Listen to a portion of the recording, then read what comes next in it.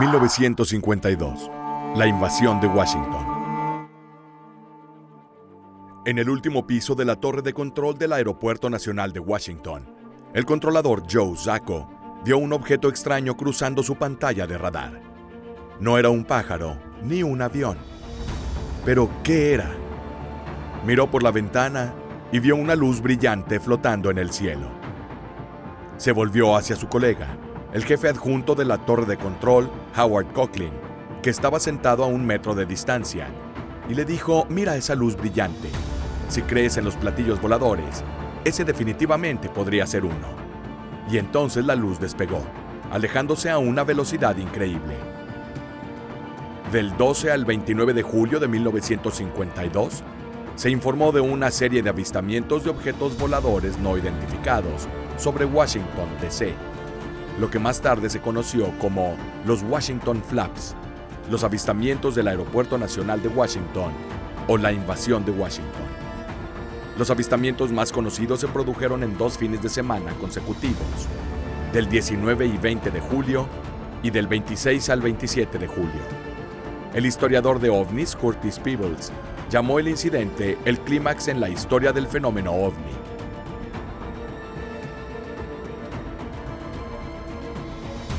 En cierto sentido, todo este asunto comenzó con Marilyn Monroe. La actriz apareció en la portada del número del 7 de abril de 1952 de la revista Life. Sensual como siempre, con su vestido escotado y su mirada seductora. Y justo encima del hombro izquierdo de Monroe estaban las palabras: «Hay argumentos a favor de los platillos interplanetarios». Esta era la última línea de un artículo titulado ¿Tenemos visitantes del espacio exterior? El artículo examinó 10 de los avistamientos de ovnis más recientes y concluyó que no podía tratarse como meras alucinaciones masivas, engaños o embarcaciones terrestres. Un oficial anónimo de la inteligencia de la Fuerza Aérea fue citado diciendo: «Cuanto más rango en la Fuerza Aérea, más en serio se toman los platillos voladores». El artículo concluía con una serie de preguntas. ¿Quién o qué está a bordo? ¿De dónde vienen? ¿Por qué están aquí? ¿Cuáles son las intenciones de los seres que los controlan? Ciertamente, este no fue el primer informe de los ovnis. Hubo mucha publicidad para el notorio avistamiento de 1947 en Roswell, Nuevo México. Pero el artículo de Life marcó la primera vez que una revista muy popular dio crédito a la teoría de que los ovnis podrían ser naves extraterrestres. La historia que apareció en Life fue una gran noticia que luego apareció en más de 350 periódicos de Estados Unidos. Pronto, el número de avistamientos reportados a la Fuerza Aérea se disparó. De 23 en marzo, antes de la publicación del número en Life, a 82 en abril, 79 en mayo y 148 en junio. ¿Se debieron estos aumentos a un incremento de platillos voladores que realmente sobrevolaron el país? ¿O la historia de Life hizo a los estadounidenses más propensos a informar las cosas extrañas que veían en el cielo? A mediados de julio, el capitán Edward Ruppelt, jefe del proyecto Blue Book, el equipo oficial de estudio de ovnis de la Fuerza Aérea, recibía 40 informes de avistamientos ovni al día. Muchos eran falsos, pero algunos provenían de pilotos y otros ciudadanos respetables, y Ruppelt los tomó en serio. Luego, pocos días antes de los primeros avistamientos en el aeropuerto de Washington, Ruppelt entrevistó a un científico del gobierno, quien hizo una sorprendente predicción que Ruppelt registró más tarde en sus memorias de 1956, el informe sobre objetos voladores no identificados. «En los próximos días», dijo el científico no identificado, golpeando su escritorio con la mano para enfatizar, «tendrás el progenitor de todos los avistamientos. El avistamiento será en Washington o Nueva York, probablemente Washington». Sensacionalmente, unos días después, a las 11:40 p.m. del sábado 19 de julio de 1952, Edward Nugent, controlador de tráfico aéreo del aeropuerto de Washington, ahora Aeropuerto Nacional Ronald Reagan de Washington, vio 7 objetos en su radar. Era una noche cálida, clara y húmeda, con muy poco tráfico aéreo. Los 7 objetos eran de color violáceo. Nugent no pudo explicar lo que eran. Ciertamente no eran aviones. Los objetos estaban a 15 millas al suroeste de la ciudad. No había ningún avión conocido en el área, y los objetos no seguían ninguna ruta de vuelo establecida. Navegaron a una velocidad lenta, de aproximadamente 100 a 130 millas por hora. Luego se alejaron abruptamente, con un extraordinario aumento de velocidad. El superior de Nugent, Harry Barnes, controlador de tráfico aéreo del aeropuerto, observó los objetos en el radar de Nugent. Posteriormente, en una nota oficial, escribió que inmediatamente se dio cuenta de que algo muy extraño estaba sucediendo. Los movimientos de los objetos eran diferentes a los de los aviones normales y erráticos. En un artículo para un periódico de Nueva York unos días después, dijo que se comportaban como un grupo de niños en la calle, jugando. Es decir, parecían moverse impulsados por una curiosidad innata. A veces se movían en grupos, pero algunas maniobras las realizaban individualmente. Barnes hizo que 2 operadores revisaran esa noche el radar de Nugent. Descubrieron que el equipo funcionaba con normalidad. Barnes entonces llamó a la torre de control del aeropuerto, también equipada con radar. Los controladores, Howard Coughlin y Joe Zacco, dijeron que también tenían objetos no identificados en sus radares y que habían visto una luz brillante flotando en el cielo, que luego salió volando a una velocidad increíble. Antes de que terminara la noche, un piloto informó haber visto objetos inexplicables. Los radares de 2 bases locales de la Fuerza Aérea, Andrews y Bolling, detectaron los objetos y 2 aviones F-94 de la Fuerza Aérea escanearon el cielo de Washington, buscando estos extraños y misteriosos objetos voladores. Barnes también se puso en contacto con sus homólogos de Andrews y Bolling para preguntarles si también estaban viendo algo inusual en sus pantallas de radar. Dijeron que sí, que recibían señales de interferencia en los mismos lugares mencionados por Barnes. El controlador de Andrews, William Brady, miró por la ventana de la torre de control y vio lo que parecía una bola de fuego naranja. Fue, dijo después a investigadores de la Fuerza Aérea, diferente a todo lo que había visto antes. En el aeropuerto, Coughlin miró por la ventana y vio lo que recuerda como una luz azul blanquecina que emanaba de un objeto sólido, redondo y sin marcas distintivas como alas, nariz o cola. Parecía, dijo, como un platillo. En una de las pistas del Aeropuerto Nacional, S.C. Pearman, piloto de Capital Airlines con 17 años de experiencia respaldándolo, esperaba en la cabina de su avión 807 de Capital Airlines el permiso para despegar. Después de ver lo que creía que era un meteoro, le dijeron que el radar de la torre de control había detectado objetos desconocidos, acercándose a su posición. Durante los siguientes 14 minutos, mientras volaba entre Herndon y Martinsburg, Pearman observó 6 objetos a gran velocidad, sin colas y de luces blancas, barriendo el cielo a una velocidad increíble. Pearman estuvo en contacto con Barnes durante sus avistamientos, y Barnes dijo más tarde que cada avistamiento coincidió con una señal que podían ver cerca de su avión. Entonces Pearman informó que la luz se fue alejando a gran velocidad, hasta desaparecer por completo de la vista. Algún tiempo después, Pearman concedió una entrevista a un periódico local de Washington, en la que añadió más detalles a la historia de aquella noche del 19 de julio de 1952. Pearman dijo que el objeto emitía una luz cegadora y que cuando se acercaba al objeto, en vuelo, este giraba con tal fuerza que creaba un vórtice de aire que lo desviaba de su curso.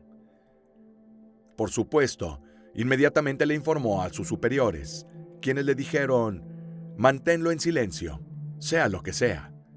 Luego, tan pronto como aterrizó, los altos mandos militares lo agarraron y le pidieron guardar todo el asunto en secreto. Pearman se mostró muy molesto por ello. Según él, es algo que no se puede mantener en secreto, debe ser revelado a todos. Durante años ha intentado hacer algo al respecto, pero lamentablemente no lo ha conseguido. Mientras tanto, aquella tarde del 19 de julio de 1952, en la base de la Fuerza Aérea de Andrews, el personal de la torre de control rastreaba en su radar lo que todos creían que eran objetos desconocidos, aunque algunos escépticos sospechaban, pero nunca pudieron demostrar que eran simplemente estrellas y meteoritos. Sin embargo, el sargento Charles Davenport observó una luz roja anaranjada hacia el sur. La luz pareció detenerse, luego cambió abruptamente de dirección y altitud. Esto sucedió varias veces. El sargento continuó diciendo: más tarde vimos lo que parecía ser una estrella al noroeste del campamento. Era muy brillante, pero no del mismo color. Este era de un color plateado azul y hacía giros muy erráticos, moviéndose de un lado a otro. 3 veces he visto un objeto rojo salir del objeto plateado a gran velocidad y moverse hacia el este fuera de la vista. Esa noche, Davenport vio un segundo grupo de luces extrañas. Este avistamiento terminó alrededor de las 3:30 am, media hora antes de que un piloto comercial que se acercaba al aeropuerto desde el sur llamara a la torre para señalar una luz desde su ala de babor. El objeto fue visto con telescopios, tanto en la torre como en el ARTCC, donde una habitación medio iluminada brillaba color lavanda desde todo el radar. Cuando el piloto comunicó que la luz se apagaba, las señales correspondientes se desvanecieron. En un momento, los centros de radar en la base de Andrews y el Aeropuerto Nacional estaban rastreando un objeto que flotaba sobre la radiobaliza. Posteriormente, el objeto desapareció al mismo tiempo en todos los centros de radar. Las pistas de la base Bolling en Washington estaban en reparaciones, por lo que se ordenó a un F-94 que saliera de la base de Newcastle en Delaware para investigar el espacio aéreo de la capital. En una llamada telefónica a las 2 a.m., un oficial de combate del Comando de la Fuerza Aérea transmitió toda la información que había obtenido a sus superiores, pero ellos no reaccionaron en absoluto. El oficial insistió, pero no le dieron ninguna noticia sobre lo que hacía o debería hacer con todos estos objetos volando sobre Washington. A las 3 a.m., justo antes de que 2 aviones de combate F-94 de la Fuerza Aérea de los Estados Unidos, de la base de Newcastle en Delaware, llegaran a Washington, todos los objetos desaparecieron del radar en el Aeropuerto Nacional. Sin embargo, cuando los aviones repostaron y despegaron de nuevo, los objetos volvieron, lo que convenció a Barnes de que los ovnis monitoreaban el tráfico de radio y actuaban en consecuencia. Los objetos fueron detectados por última vez a las 5:30 de la mañana. Barnes analizó los hechos de aquel sábado por la noche en un artículo que escribió para el New York World Telegram and Sun, publicado unos días después. Escribió que durante 6 horas en la noche del 19 al 20 de julio, hubo al menos 10 objetos no identificados volando sobre Washington. Barnes continúa: puedo deducir con seguridad que realizaron maniobras que ningún avión conocido podría realizar. Con esto quiero decir que nuestro alcance demostró que podían hacer giros en ángulo recto y reversiones completas de vuelo. No pudimos detectar un patrón al movimiento de estos objetos. Nadie se molestó en llamar a Ruppelt sobre los avistamientos, cuando voló a Washington un par de días después, en negocios no relacionados con el proyecto Blue Book. Vio sobre ellos al leer los periódicos en el aeropuerto. Los funcionarios de la Fuerza Aérea estaban preocupados sobre un aspecto de los avistamientos. ¿Qué deberían decirle a la prensa? Nadie tenía idea de qué o quién voló en el cielo sobre Washington el 19 de julio, pero la prensa exigía respuestas.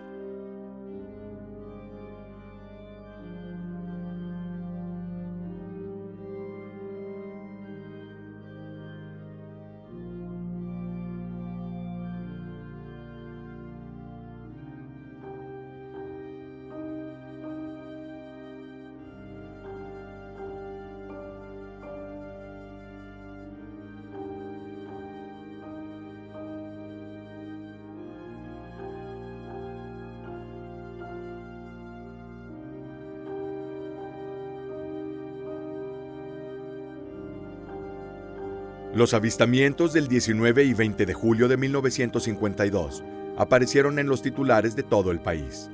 Un ejemplo típico es el titular de la portada del Washington Post. El radar detecta aquí objetos misteriosos en el aire. Casualmente, el capitán de la Fuerza Aérea, Edward Ruppelt, supervisor del proyecto Blue Book, de investigación sobre avistamientos ovnis, estaba en Washington en ese momento.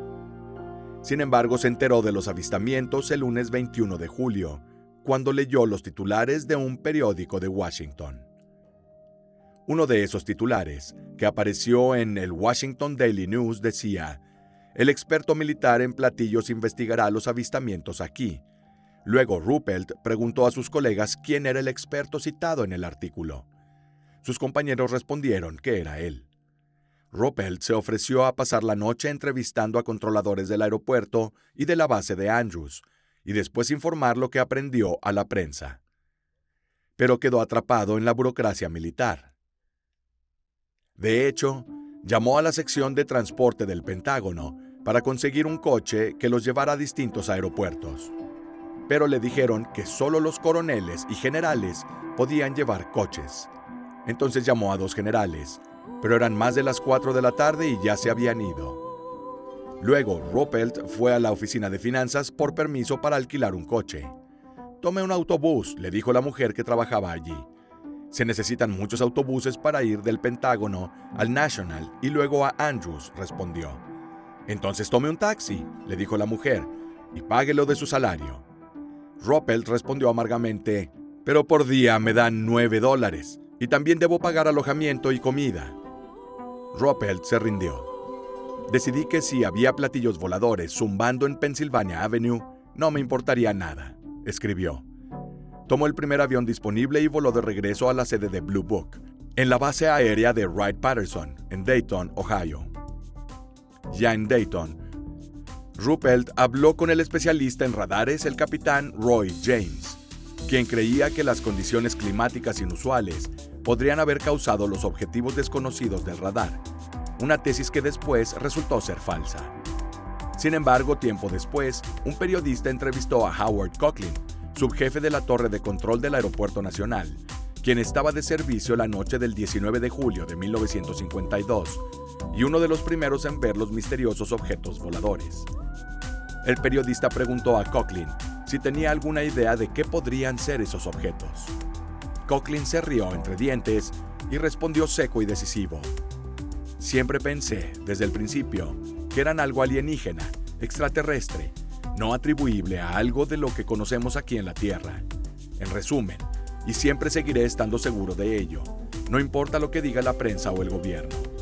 Yo estuve allí, lo vi con mis propios ojos, y nunca lo olvidaré».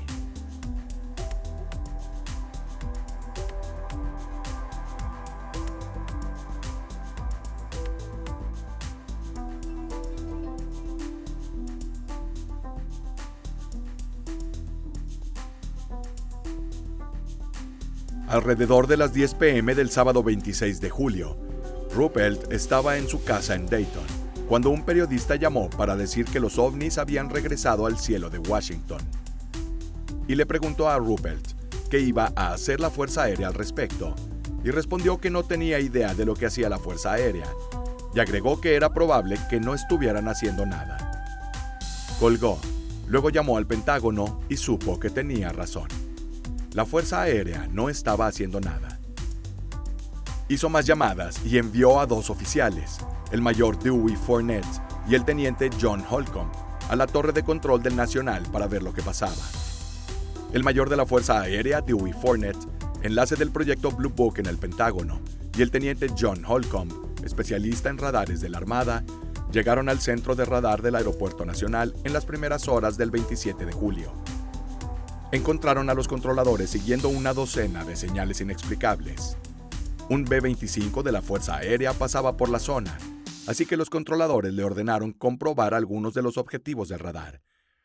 El B-25 se dirigió al lugar indicado y no vio nada más que un barco turístico navegando por el río.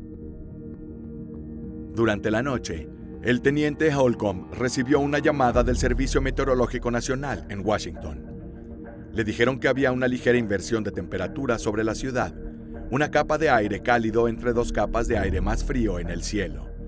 Pero Holcomb no creía que la inversión fuera lo suficientemente fuerte para explicar el radar. Fournette informó que todos en la sala del radar estaban convencidos de que las señales quizás eran causadas por objetos metálicos sólidos, no espejismos, inducidos por una hipotética inversión de temperatura.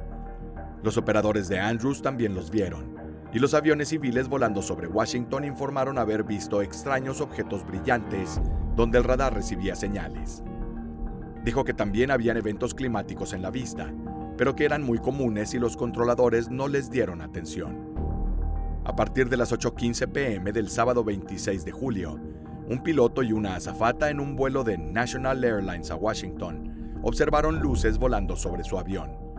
En cuestión de minutos, ambos centros de radares en la base aérea de Andrews y el Aeropuerto Nacional captaron objetos desconocidos adicionales.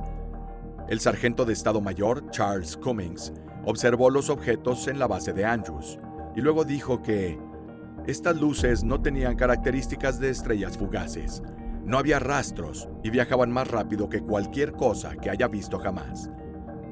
A las 10:23 p.m., como se señala en un informe de la Fuerza Aérea, un sargento en un radar en la base de Andrews notó una gran cantidad de objetivos. Observamos objetivos que seguían cursos muy erráticos. A veces parecen detenerse, luego cambian de rumbo, aceleran momentáneamente y luego reducen la velocidad.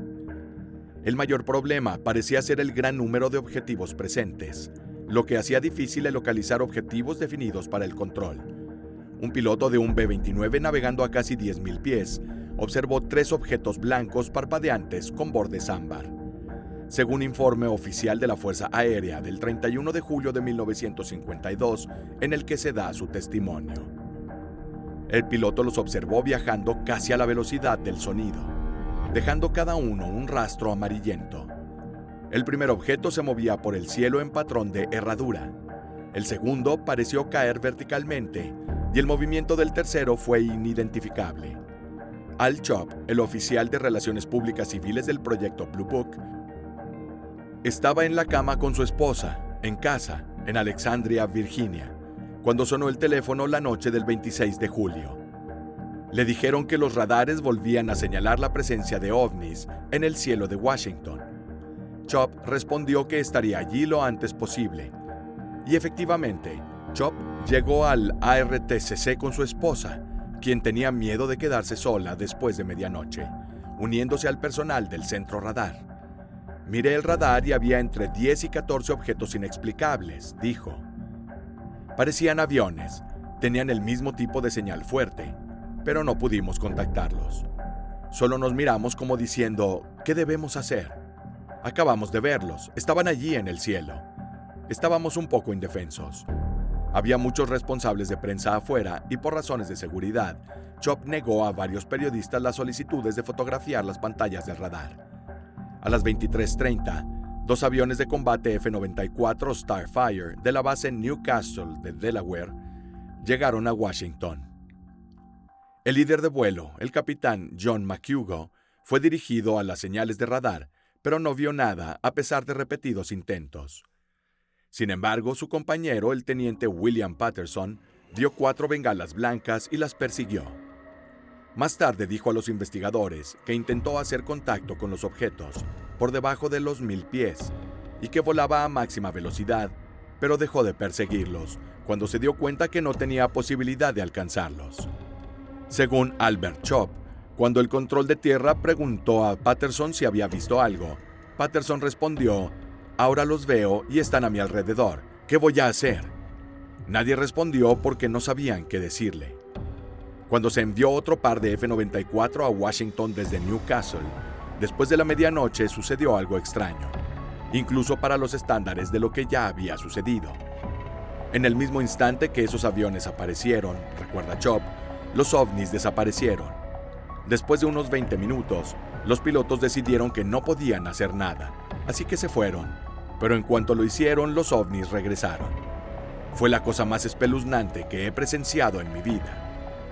Según las memorias de Ruppelt de 1956, tomadas de un libro titulado el informe sobre objetos voladores no identificados, que discutiremos más adelante. Las señales no desaparecieron cuando los aviones entraron al espacio aéreo de Washington. En cambio, se trasladaron a Newport News, Virginia, y de hecho, los registros coinciden con el relato de Ruppelt. Los astrónomos llamaron a la base aérea Langley, cerca de Newport News, con informes de luces apareciendo en el cielo nocturno. Un F-94 partió de Langley hacia el objetivo. Después de 3 bloqueos exitosos, lo perdió. Fue entonces cuando, según Ruppelt, las señales volvieron al radar de Washington. 2 F-94 más de la base aérea de Newcastle fueron enviados durante la noche. Un piloto no vio nada inusual. El otro vio una luz blanca que se desvaneció cuando se acercó a ella. Los aviones civiles también informaron de objetos brillantes que coincidían con los del radar vistos por los operadores de Andrews. Como había ocurrido el 20 de julio, los avistamientos y señales de radar desconocidas terminaron al amanecer. Antes de que los F-94 despegaran de Newcastle, un periodista de la revista Life llamado Robert Jenner llamó a Ruppelt en Dayton para preguntarle cómo respondía la Fuerza Aérea a los últimos avistamientos, pero Ruppelt colgó. Cuando el primer rayo del sol salió el domingo por la mañana, los radares estaban libres de objetivos desconocidos. Fournette, Holcomb y Chop se fueron a casa. La invasión de Washington, D.C. había terminado. Muchos años después de los hechos, cuando los periodistas le hicieron a Chop la misma pregunta que le hicieron a Coughlin, ¿qué pensaste que había detrás de los misteriosos objetos que aparecieron en el radar esa noche? Chop da casi la misma respuesta. Creo que nos visitó alguien de otro planeta. Y luego añade, y sigo creyéndolo después de todos estos años.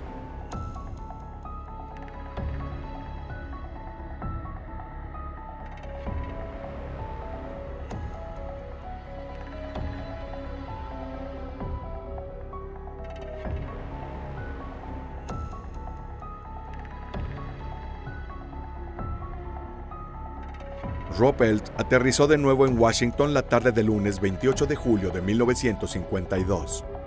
La ciudad era un hervidero. Los periódicos atacaban a la Fuerza Aérea con titulares como «Objetos ardientes superan a los aviones sobre la capital. Investigación encubierta tras una persecución inútil». Los periodistas asediaron a Ruppelt cuando se registró en un hotel del centro. La historia de los ovnis superando a los cazas fue una noticia nacional. En Iowa, el titular del Cedar Rapids Gazette sonaba como sacado de una película de ciencia ficción. Platillos pululan la capital. No tenemos pruebas de que sean platillos voladores. Una fuente anónima de la Fuerza Aérea dijo a los periodistas. Sin embargo, no tenemos evidencia de que no sean platillos voladores. No sabemos lo que son. A falta de información factual, el Washington Daily News publicó un resumen de rumores. El rumor más persistente fue que los platillos eran aviones estadounidenses fabricados en secreto por Boeing en algún sitio militar remoto. Otro rumor decía que los platillos eran naves extraterrestres que se habían estrellado y luego reparadas y pilotadas por la Fuerza Aérea. Ese lunes, la Fuerza Aérea intentó calmar a la nación prometiendo tener cazas listos para perseguir platillos voladores en cualquier momento. Pero esa declaración no tranquilizó a Robert Farnsworth, presidente de la United States Rocket Society, que advirtió al presidente Truman no atacar a los ovnis. Si fueran extraterrestres, tales acciones podrían tener las consecuencias más graves. No sería inteligente hacer la guerra a seres con poderes muy superiores a los nuestros. En su mensaje a Truman, afirmó también que se debería buscar un contacto amistoso durante el mayor tiempo posible. Los avistamientos del 26 y 27 de julio llevaron al presidente Harry Truman a pedirle a su aide de aviación, Robert Landry, que llamara a Ruppelt para preguntarle sobre los avistamientos y las señales de radar. Ruppelt, recordando su conversación con el capitán James, le dijo al ayudante que los avistamientos podrían haber sido causados por una inversión de temperatura, en la que una capa de humedad cálida cubre una capa de aire frío y seco más cerca del suelo. Esta condición puede hacer que los radares den resultados falsos. Sin embargo, Ruppelt aún no interrogaba a los testigos ni había llevado a cabo una investigación formal. Y sobre todo, Ni siquiera creía en esta tesis, como explicó después en su libro. Era solo una forma de no causar una mala impresión al presidente y evitar el ser despedido. Nadie sabía qué eran esos ovnis ni de dónde venían. Ni siquiera el general de división John Samford, director de inteligencia aérea. Pero Samford convocó una rueda de prensa en el Pentágono a las 4 p.m. del martes. Fue la más grande rueda de prensa del Pentágono desde la Segunda Guerra Mundial, según un memorando publicado el 29 de julio por la Oficina del Inspector General de la Fuerza Aérea. No había mucho que decir. El memorándum reprendía a la Fuerza Aérea por complementar los informes de los avistamientos. Gran parte de la publicidad se basó en comunicados de prensa autorizados por la Fuerza Aérea. Decía: el director de inteligencia informa que actualmente no existe ninguna teoría sobre el origen de los objetos y que se consideran inexplicables. A pesar de esto, Samford ignoró el memorándum y decidió convocar una rueda de prensa que, sin embargo, resultó ser uno de los habituales y vergonzosos intentos de encubrir la verdad por parte de la administración estadounidense. Llegó a la habitación 3E869 exactamente a las 4 p.m., acompañado por Ruppelt y varios funcionarios más. Inició con un monólogo divagante sobre la historia de los ovnis, que, según señaló, se remonta a tiempos bíblicos. Mencionó los avistamientos que ocurrieron en 1846, pero nunca llegó a los avistamientos de 1952, que fueron por los que se convocó la rueda de prensa. Cuando le preguntaron sobre los avistamientos de Washington, Samford contó una historia sobre un radar japonés que había captado una bandada de patos en 1950. Cuando se le preguntó si los radares de Andrews y del Nacional habían visto la misma señal simultáneamente, filosofó sobre la definición de la palabra simultáneamente. Cuando se le preguntó si los ovnis podrían ser objetos materiales, reflexionó sobre la definición de la palabra material. Cuando se le preguntó si el piloto del F-94 que persiguió la extraña luz era un piloto militar calificado, cuestionó qué significaba la palabra calificado. Luego, hablando de lo que vio el piloto, Samford pronunció una frase que debería tener un lugar en el Salón de la Fama de las Pamplinas burocráticas. Es muy probable que sea uno que se sienta aparte y dice medición insuficiente, asociación insuficiente con otras cosas, asociación insuficiente con otras probabilidades, para hacer algo más que unirse a ese grupo de avistamientos que aún tenemos ante nosotros. Yo digo que no. Durante la conferencia, Samford también mencionó la teoría de la inversión de temperatura, que sugiere que una capa de aire caliente en el cielo provocara que el radar cometiera errores. Se llaman inversiones porque normalmente la temperatura del aire disminuye a un ritmo regular a medida que aumenta la altitud. Sin embargo, puede ocurrir que a alturas importantes se formen bolsas de calor anómalas que actúan como espejos de los radares, desviando las señales hacia el suelo. Cuando los rayos de esta señal llegan a la Tierra, rebotando en un edificio o en un camión, por ejemplo, los radares se ven inducidos a percibir como si estos objetos estuvieran en el cielo, en donde estaría la anómala bolsa de calor. Inicialmente dijo que esta tesis de la inversión temporal para explicar los ovnis sobre Washington era una posibilidad. Posteriormente precisó que era 50-50. Finalmente dijo que se trataba solo de una posible explicación. Habló hasta las 17:20 horas y luego los periodistas fueron corriendo a sus oficinas y los convenció con la teoría de la inversión de temperatura. Era evidentemente un concepto irresistible para un periodista. Los ovnis, escribieron, fueron causados por el famoso aire caliente de Washington, aunque en agosto Life publicó una historia sugiriendo que la Fuerza Aérea sabía más sobre las señales de lo que admitía. Ruppelt estaba asombrado. Samford realmente no le había explicado nada, pero lo que había hecho había funcionado.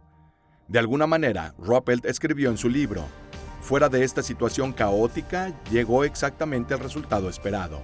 La prensa se hizo a un lado. Como resultado, cuando los periódicos dejaron de lado a los ovnis, la gente dejó de informar sobre ovnis. Los informes cayeron de 50 por día a 10 por día en solo una semana, y los ovnis nunca regresaron al cielo de Washington. Entre los testigos que apoyaron la explicación de Samford estaba la tripulación de un bombardero B-25 que había sobrevolado Washington durante los avistamientos del 26 y 27 de julio. El bombardero fue dirigido varias veces desde el aeropuerto nacional hacia objetivos desconocidos para los radares, pero la tripulación no pudo ver nada inusual. Finalmente, como relató uno de los miembros, el radar tenía un objetivo que resultó ser el barco de vapor de Wilson Line, viajando a Mount Vernon. El radar claramente estaba captando el barco de vapor.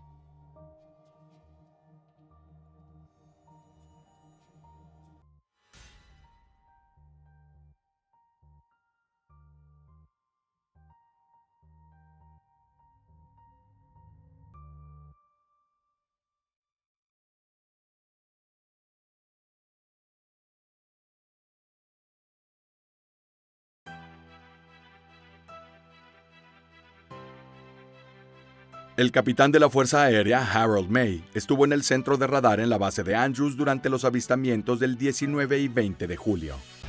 Al enterarse de que el radar del Aeropuerto Nacional detectó un objeto desconocido dirigiéndose hacia él, May salió y vio una luz que pasaba de rojo a naranja, de verde a rojo de nuevo.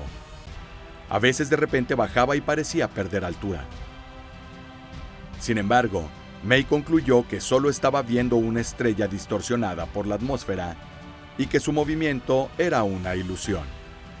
A las 3 a.m. del 27 de julio, un vuelo de Eastern Airlines sobre Washington fue notificado que había un objeto desconocido en su cercanía, pero la tripulación no pudo ver nada inusual. Cuando les dijeron que el objeto se había movido detrás de su avión, comenzaron a girar bruscamente para tratar de verlo, pero el centro de radar del Aeropuerto Nacional les dijo que el objeto había desaparecido cuando comenzaron a girar. Casi un año después de la rueda de prensa del Pentágono, en mayo de 1953, la CAA publicó un informe que supuestamente cerraría el caso de los avistamientos. Concluyó que las señales de radar no identificadas no representan fenómenos nuevos, ni son exclusivos del área de Washington. El informe argumenta que las inversiones de temperatura varían debido al viento, dando la ilusión de objetivos en movimiento en los radares. También dedicó un par de frases para explicar los avistamientos visuales. Cabe señalar que los cambios repentinos de temperatura pueden refractar la luz de manera muy similar a las ondas de radar y producir efectos de espejismo. Los investigadores de la CAA entrevistaron a Coughlin el primer sábado de la noche de los avistamientos. Tuvieron mucho cuidado en destacar todo lo que teníamos que decir, recuerda Coughlin, así que nos quedamos callados. Según recuerdo, esa noche vimos varias cosas, pero no las mencionamos porque solo seguían riéndose. No fue algo de nuestro agrado. Curiosamente, el informe de la CAA se basó en datos meteorológicos del 13 y 14 de agosto de 1952, y no de los 2 fines de semana de julio que enviaron a los ovnis a la cima de la lista de prioridades de la CIA. Los avistamientos anteriores solían involucrar a un pequeño número de observadores. En enero de 1948, un piloto de la Guardia Nacional Aérea de Kentucky, en un vuelo de entrenamiento a baja altitud desde Georgia hasta Kentucky, persiguió lo que pensó que era un platillo volador, hasta que alcanzó unos 25,000 pies. Luego se desmayó por falta de oxígeno, y su avión cayó de regreso a la Tierra, rompiéndose por completo antes de llegar. Más tarde ese año, otro piloto de la Guardia Aérea Nacional participó en una pelea de perros, con lo que según él era un ovni, sobre Fargo, Dakota del Norte. Lo hizo volar tan rápido que se desmayó temporalmente. El historiador de la CIA, Gerald Haynes, en sus memorias de 1997 sobre la participación de la CIA en asuntos ovni, también menciona la preocupación de Truman. Una acumulación masiva de avistamientos sobre los Estados Unidos en 1952, especialmente en julio, alarmó a la administración de Truman. Los días 19 y 20 de julio, los radares del Aeropuerto Nacional de Washington y la base aérea de Andrews detectaron señales misteriosas. Luego, el 27 de julio, las señales reaparecieron.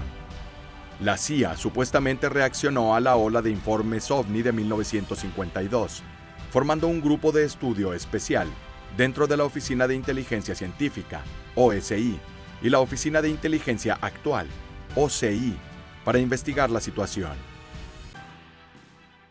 Edward Taos informó para el grupo que la mayoría de los avistamientos podrían explicarse fácilmente. Sin embargo, recomendó que la agencia continuara monitoreando el problema. Debido a la tensa situación de la Guerra Fría y al aumento de las capacidades tecnológicas y militares soviéticas, el grupo de estudio de la CIA vio serios problemas de seguridad nacional al abordar situaciones de los platillos voladores. El grupo creía que los soviéticos podrían usar los informes para desencadenar histeria colectiva y pánico en Estados Unidos.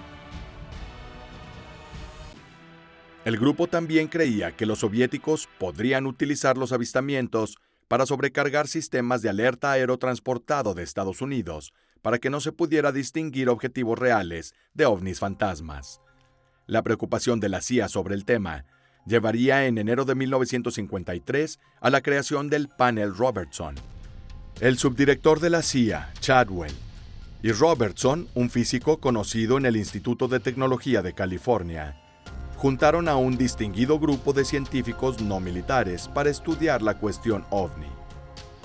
Incluía a Robertson como presidente, Samuel Goodsmith, físico nuclear en laboratorios nacionales de Brookhaven, Luis Álvarez, físico de altas energías, Thornton Page, subdirector de la Oficina de Investigación de Operaciones Johns Hopkins y experto en radar y electrónica, y Lloyd Berkner, director de Laboratorios Nacionales de Brookhaven y especialista en geofísica. El grupo concluyó por unanimidad que no había pruebas de una amenaza directa a la seguridad nacional en los avistamientos.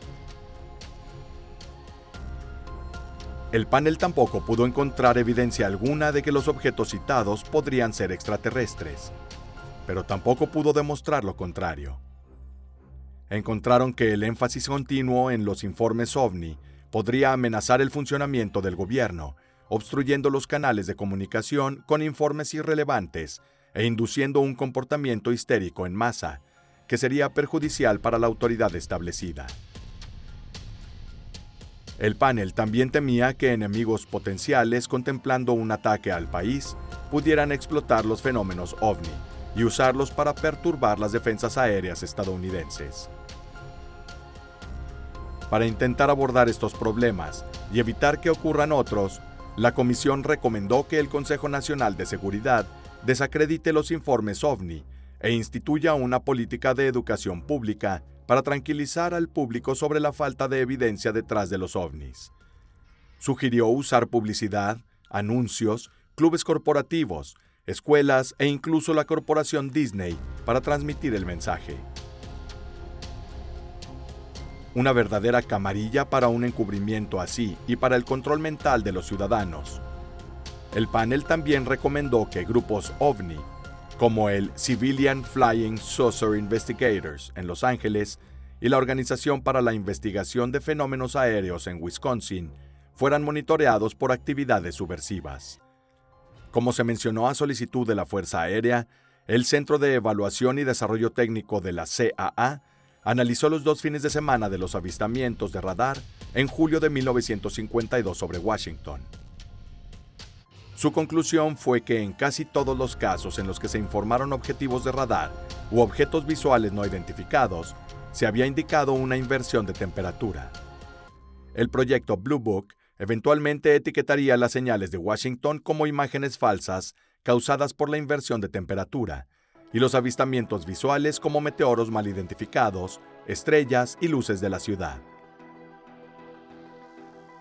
En años posteriores, 2 grandes escépticos de los ovnis, Donald Menzel, un astrónomo y profesor de Harvard, y Philip Klass, principal editor de la revista Aviation Week, también apoyarían la hipótesis del espejismo de inversión de temperatura.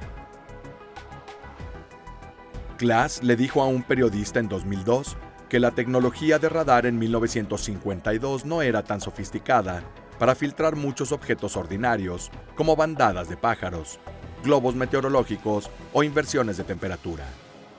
El periodista añadió que los partidarios de los ovnis argumentaron que incluso entonces Los controladores experimentados podían distinguir entre objetivos espurios y objetos metálicos sólidos. Klass no estuvo de acuerdo. Tal vez no teníamos dos controladores idiotas en el Aeropuerto Nacional esas noches.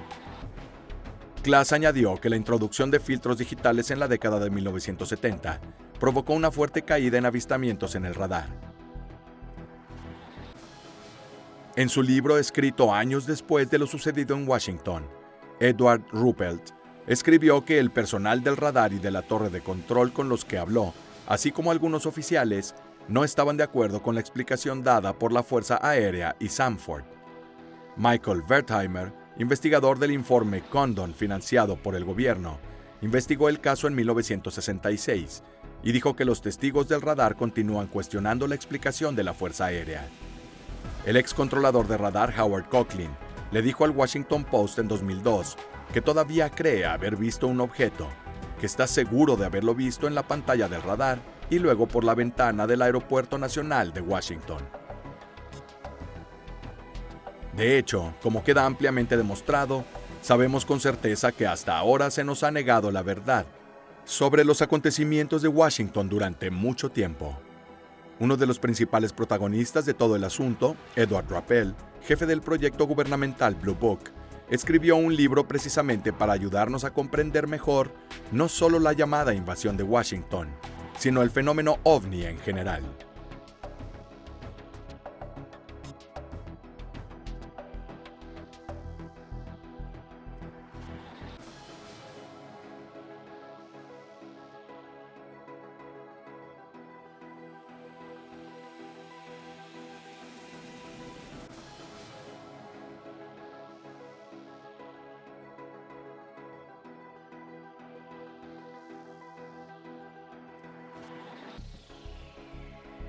El informe sobre objetos voladores no identificados es un libro de 1956, escrito por un investigador de ovnis de la Fuerza Aérea, Edward Ruppelt, detallando su experiencia en la gestión del proyecto Blue Book.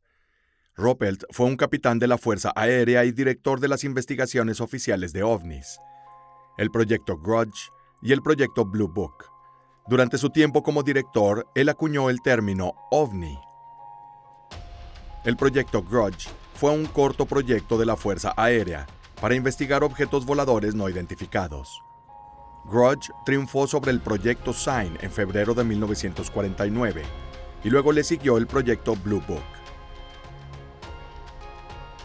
El proyecto terminó formalmente en diciembre de 1949, pero continuó con una capacidad mínima hasta finales de 1951. El proyecto Grudge tenía como objetivo aliviar la ansiedad pública sobre los ovnis y persuadir al público de que los ovnis no constituían nada inusual o extraordinario. Los avistamientos de ovnis se han explicado como globos, aviones convencionales, planetas, meteoritos, ilusiones ópticas, erupciones solares o incluso como granizo. El 27 de diciembre de 1949, la Fuerza Aérea anunció el fin del proyecto. Sin embargo, el astrónomo y ufólogo J. Allen Hynek criticó el proyecto Grudge, argumentando que el proyecto era menos ciencia y más una campaña de relaciones públicas. El proyecto Grudge también recibió críticas del ex oficial de inteligencia Edward Ruppelt, quien estaba convencido de la naturaleza extraterrestre OVNI y de cómo veía al ejército y al gobierno tratando de desacreditar la hipótesis extraterrestre. Hynek y Ruppelt argumentaron que el proyecto Grudge estaba lo más lejos posible de un examen científico objetivo del fenómeno.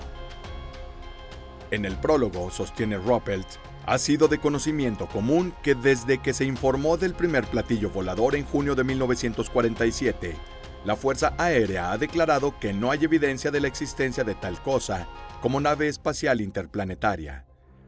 Sin embargo, lo sé con certeza, que esta conclusión está lejos de ser unánime entre los militares y sus asesores científicos. Entre 1947 y 1969, la Fuerza Aérea dirigió una serie de proyectos destinados a revelar la verdadera naturaleza de los ovnis. El proyecto Sign, la primera de estas investigaciones, buscó descubrir si estas observaciones reportadas representaban una amenaza para la seguridad nacional. Dado que en numerosos proyectos posteriores la respuesta fue no, los ovnis se convirtieron en objetos de interés científico. Expertos en ciencia de casi todos los campos científicos fueron contratados para identificar la verdadera causa de las observaciones. Alrededor del mundo, la comunidad científica se dividió en 3 bandos sobre la naturaleza y existencia de objetos voladores no identificados. Estaban los escépticos a morir y los no creyentes, los cautelosos, curiosos y los verdaderos creyentes, quienes en testimonio ovni buscan evidencia de inteligencia extraterrestre, pero dentro de los límites de investigaciones ovni, financiadas con fondos federales, los científicos han buscado toda explicación posible de los fenómenos ovni, desde lo físico a lo psicológico. En más del 80% de las decenas de miles de casos examinados por la Fuerza Aérea, la causa se ha identificado en fenómenos físicos, pero queda un 20% de los casos cuya conclusión se desconoce. En la mayoría de los casos, los fenómenos reales alimentan los informes sobre ovnis, ya sean aviones, meteoros, fenómenos meteorológicos u objetos físicos reales. Pero, ¿qué pasa con esos informes que finalmente son clasificados como desconocidos? El astrónomo Allen Hynek argumentó en 1952 que sería una tontería sugerir que todos los fenómenos físicos que existen han sido descubiertos. Ruppelt comienza el primer capítulo con una historia corta ambientada en el verano de 1952, en la que un piloto de combate anónimo dispara contra un objetivo no identificado, solo para ser ridiculizado por volverse loco o entrar en pánico. Ruppelt afirma que el informe del incidente fue quemado y nunca fue enviado al proyecto Blue Book, y afirma además que solo se enteró del incidente a través de canales informales. Ruppelt describe cómo Blue Book manejó los informes ovnis entrantes. Muchas historias se clasificaron como datos insuficientes para evaluar, pero un archivo escondido contenía informes de personas que hablaron con tripulaciones de platillos, que los habían inspeccionado a los que aterrizaron en el país, que habían viajado en las naves o que eran miembros de las tripulaciones. Los informes considerados potencialmente buenos y confiables fueron los de aquellos confiables y capaces como personal militar de alto rango. Ruppelt continúa describiendo las sesiones dadas a los estudiantes de la Fuerza Aérea, a la Escuela de Inteligencia Aérea, a la Oficina de Investigación Naval, así como comisiones de energía atómica, el laboratorio de Los Álamos y la base aérea Sandia. Ruppelt señala la discrepancia entre las negaciones públicas del interés oficial, al mismo tiempo que sus grupos estudiaban activamente a los ovnis. Durante todo este tiempo, funcionarios anónimos han negado un interés serio en el tema ovni. Sin embargo, cada vez que un periodista salía a entrevistar a una persona que vio un ovni, los agentes del servicio secreto ya habían llegado en avión. Obtenían la historia completa con bocetos del ovni y regresaban a su base para enviar el informe al proyecto SIGN. Se había advertido a muchos que no hablaran demasiado. La Fuerza Aérea estaba muy interesada en el asunto. El segundo capítulo comienza la era de la confusión. Analiza el avistamiento de Arnold y la posterior locura de los platillos voladores de 1947. Esta fue una ola de informes de objetos voladores no identificados en Estados Unidos, que fueron publicados en el verano de ese año. La locura comenzó el 24 de junio, cuando los medios de comunicación de todo el país publicaron la historia del piloto civil Kenneth Arnold, que fue testigo de objetos con forma de platillo, que los titulares denominaron platillos voladores. Esta noticia se difundió rápido por todo el país. Los historiadores informarían después al menos 800 testimonios imitadores en las semanas siguientes, mientras que otras fuentes estiman que los testimonios pueden haber llegado a los miles. Los informes alcanzaron su máximo el 7 de julio, después de que numerosos engaños y falsos informes ovnis disminuyeran en gran medida el 10 de julio. Fuentes populares especularon que dichos informes fueron causados por nueva tecnología, identificaciones erróneas o histeria colectiva. Por el contrario, la especulación marginal argumentó que los platillos podrían ser de otros planetas u otras dimensiones. Otros sugirieron que los platillos eran esotéricos o podrían significar el fin del mundo. La locura de 1947 ha sido ampliamente estudiada tanto en estudios folclóricos como religiosos, en donde los estudiosos lo consideran como el nacimiento de un mito moderno. Después del escepticismo inicial, los avistamientos por personal militar atrajeron la atención del Centro de Inteligencia Técnico de la Fuerza Aérea. Ruppelt explica que a medida que se observaron más ovnis cerca del centro de pruebas Muroc, el terreno de pruebas de White Sands y las instalaciones de bombas atómicas, los esfuerzos del ejército se centraron más.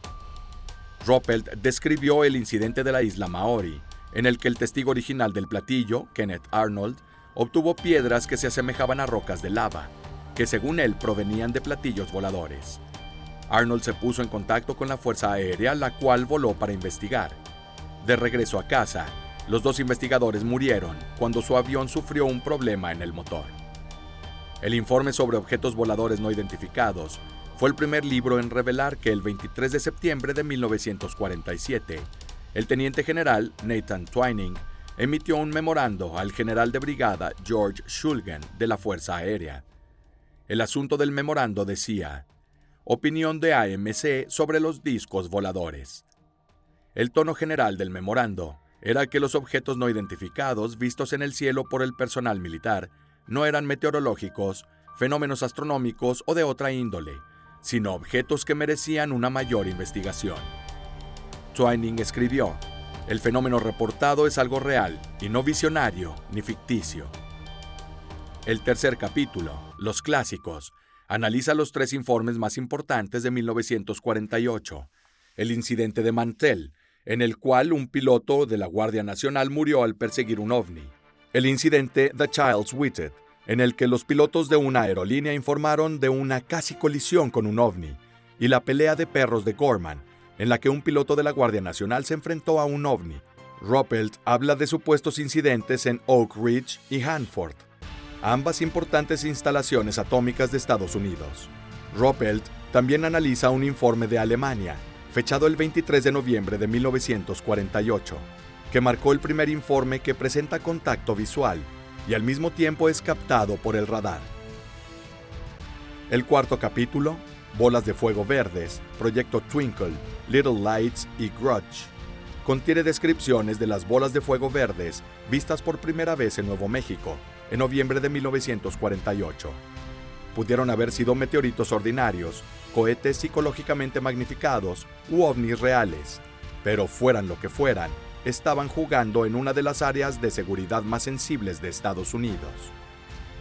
Ruppelt informa que se convocó una conferencia en Los Álamos en febrero de 1949. En el verano de 1949, el Laboratorio de Investigación de la Fuerza Aérea de Cambridge crea el proyecto Twinkle para intentar fotografiar estos objetos, pero fue en vano. El libro de Ruppelt fue el primero en revelar la existencia del proyecto Sign. Ruppelt también afirmó que Sign había elaborado una estimación de la situación que respaldaba una explicación interplanetaria para los ovnis, pero el general Hoyt Vandenberg, el jefe de Estado Mayor de la Fuerza Aérea, cerró el proyecto Sign por falta de pruebas. El historiador del folclore, Curtis Peebles, describió la estimación como el documento más controvertido en la historia temprana del mito del platillo volador. A raíz del informe, los altos mandos de la Fuerza Aérea negaron que la estimación existiera alguna vez. No se ha presentado ninguna copia del documento ni otra corroboración de la afirmación de Ruppelt. La revista Popular Mechanics calificó el informe como probablemente más mitológico que real. El capítulo 5, La Edad Media, describe el cambio del proyecto Sign al proyecto Grudge a partir del 11 de febrero de 1949. Ruppelt afirma que el proyecto Grudge ya no utilizaba procedimientos de inteligencia estándar. Todo se evaluaba bajo la premisa de que los ovnis no podían existir. No importa lo que veas u oigas, no lo creas. Ruppelt alegó que algunos miembros fundadores del proyecto Sign habían sido eliminados. Estas eran las personas que se habían negado a cambiar sus opiniones originales sobre los ovnis. Capítulo 6. El rol de la prensa, The Air Force Shrugs, describe cómo los crecientes informes públicos sobre ovnis fueron recibidos con relativa indiferencia por la milicia, que continúa manteniendo que tales objetos no existen. El capítulo 7, The Pentagon Rumbles, analiza la publicación del libro de Frank Scully, Behind the Flying Saucers, con historias sobre el engaño ovni azteca de Nuevo México. Después de un artículo publicado por la revista Life, el interés oficial por los ovnis comenzó a aumentar nuevamente. Capítulo 8. El Lubbock Lights on the Bridge. Analiza el incidente del Lubbock Lights en septiembre de 1951. En el capítulo 9, el nuevo proyecto Grudge, investigadores de la Fuerza Aérea se asocian con investigadores civiles para mejorar los informes de la investigación de ovnis. Ruppelt sostiene que los ovnis fueron vistos con mayor frecuencia en áreas vitales para la defensa de Estados Unidos. El área de Los Álamos, Albuquerque, Oak Ridge y White Sands demostraron ser terrenos con gran calidad. Las áreas portuarias, las bases estratégicas de comando aéreo y las áreas industriales ocuparon segundo lugar. La frecuencia de los informes de ovnis fue interesante. Cada mes de julio se producía un aumento en el número de informes, y julio siempre fue el mes con mayor actividad del año. Justo antes de Navidad solía haber un pequeño pico. Capítulo 10. Proyecto Blue Book and the Big Build-Up describe las actividades de Ruppelt durante los primeros meses de 1952, incluido un artículo de la revista Life titulado ¿Tenemos visitantes del espacio exterior? Capítulo 11. The Big Flap. Analiza la ola de ovnis del verano de 1952, que culminó con el incidente ovni en Washington, D.C. Capítulo 12. El Washington Merry-Go-Round. Describe las reacciones oficiales al incidente de D.C., que culminaron con la convocatoria a rueda de prensa de Sanford, de la que hemos hablado durante este documental. El capítulo 13, Engaño u Horror, describe la investigación de Ruppelt sobre un líder de Boy Scouts supuestamente quemado y dejado inconsciente por un ovni. En el capítulo 14, Digiriendo los datos, Ruppelt describe planes para observar ovnis durante las pruebas de la bomba H en el Pacífico y una propuesta para estaciones de observación en el norte de Nuevo México. El capítulo 15, La historia de la radiación, examina un supuesto vínculo entre los ovnis y la radiación. El capítulo 16, La jerarquía reflexiona, describe la composición del informe final. En el capítulo 17 y último, ¿Qué son los ovnis?, Ruppelt opina: no quisiera arriesgarme a adivinar cuál será el resultado final de la investigación ovni, pero estoy seguro de que dentro de unos años habrá una respuesta comprobada. El libro concluye: tal vez la primera respuesta comprobada sea que todos los ovnis que se han reportado solo son objetos malinterpretados, o tal vez los muchos pilotos, especialistas en radares, los generales, los industriales, los científicos y el hombre de la calle que me dijo: yo tampoco lo habría creído si no lo hubiera visto. Sabían de lo que estaban hablando. Quizás la Tierra esté siendo visitada por naves interplanetarias. Solo el tiempo lo dirá. 4 años después de la publicación original, Ruppelt lanzó una nueva edición con 3 capítulos adicionales. En estos, Ruppelt parecía haber cambiado de rumbo, al declarar que los ovnis son un mito de la era espacial. En el primer capítulo, Y sin embargo vuelan, Ruppelt cubrió los viejos avistamientos de 1950 en Ohio, Colorado y Kansas. Ruppelt analiza la formación del Comité Nacional de Investigaciones de Fenómenos Aéreos, una organización sin fines de lucro establecida para investigar informes de ovnis, y su posterior testimonio ante el Comité del Senado de Estados Unidos sobre operaciones gubernamentales. En el segundo capítulo nuevo, Off They Go into the Wild Blue Yonder, Ruppelt detalla a George las locas historias de Adamski, de repetidos viajes a Venus a bordo de un platillo volador, comparando a Adamski con P.T. Barnum. En el capítulo final, ¿lo hacen o no?, Ruppelt responde a la pregunta ¿existen objetos voladores no identificados?, con la respuesta «estoy seguro de que no». ¿Por qué Ruppelt cambió de opinión drásticamente en solo 4 años? ¿Alguien del gobierno o del ejército lo obligó a hacerlo? El libro ha sido llamado el más significativo de su época. El Buffalo News cubrió el libro con el titular «Viste una nave espacial, la Fuerza Aérea no lo negará». En su escrito, Ruppelt informa que su conclusión es un rechazo de la teoría de que los objetos son naves espaciales, basándose en que no hay pruebas definitivas. Una revisión de 1956 describió el informe como el informe sobrio de un hombre que, a cargo de una de las investigaciones oficiales, argumentando que Ruppelt nunca da una explicación de lo que es inexplicable. En la década de 1970, el investigador de ovnis J. Allen Hynek sugirió que el libro de Ruppelt debería ser una lectura obligatoria para cualquier seriamente interesado en la historia del tema. El historiador Curtis Peebles concluye que el libro debería haber puesto fin a las especulaciones de encubrimiento de la Fuerza Aérea. De hecho, las declaraciones de Ruppelt se convirtieron en apoyo a la idea de encubrimiento. El mismo año de publicación del libro, 1956, se estrenó un documental con el mismo título, inspirado en el texto de Ruppelt. Fragmentos del documental a menudo se han utilizado en otros documentales y shows sobre ovnis. En 1952, el productor de Hollywood, Clarence Green, vio un objeto inusual girando en el cielo. Decidió informar del avistamiento y se puso en contacto con un oficial de la Fuerza Aérea, Albert Chop, quien estuvo a cargo de responder preguntas de los periodistas y del público. Intrigado por su experiencia, Green decidió filmar un documental sobre el fenómeno ovni. Cuando Chop le contó a Green sobre la existencia de imágenes cinematográficas de ovnis, Green obtuvo las imágenes para analizarlas y mostrarlas en su documental. La película comienza con una declaración sobre su género. Muchas veces en la historia de nuestra civilización, la introducción de un nuevo pensamiento trae escepticismo, incluso el ridículo. Pese a ello, siempre ha existido el deber y el derecho inalienable de decir al pueblo la verdad. La película que estás a punto de ver es cierta, no es ficción. Gran parte de la información que contiene nunca ha sido contada. Lo verás aquí por primera vez. El documental comienza en 1947 con los primeros avistamientos ampliamente publicitados en Estados Unidos, incluidas recreaciones del avistamiento de ovnis de Kenneth Arnold y el incidente del ovni de Mantell, así como la pelea de perros de Gorman. Luego rastrea el desarrollo de los ovnis como una moda y una seria preocupación para la Fuerza Aérea de Estados Unidos. La historia del proyecto Sign se analiza el primer estudio de la Fuerza Aérea sobre el fenómeno ovni. Luego el documental se centra en el protagonista, Albert Chop, quien está asignado como oficial de información pública en la base de Wright-Patterson en Dayton, Ohio, a finales de 1940.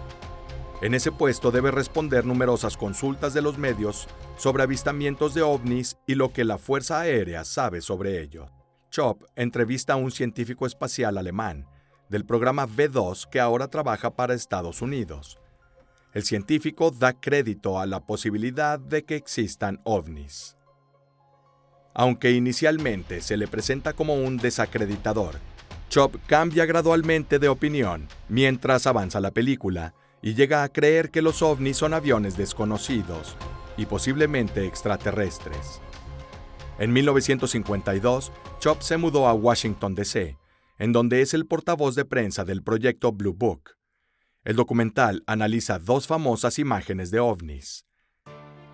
El incidente ovni de Mariana de 1950, en el que el director del equipo de béisbol de la Liga Menor de Great Falls en Montana afirmó haber filmado dos ovnis sobrevolando el estadio de béisbol.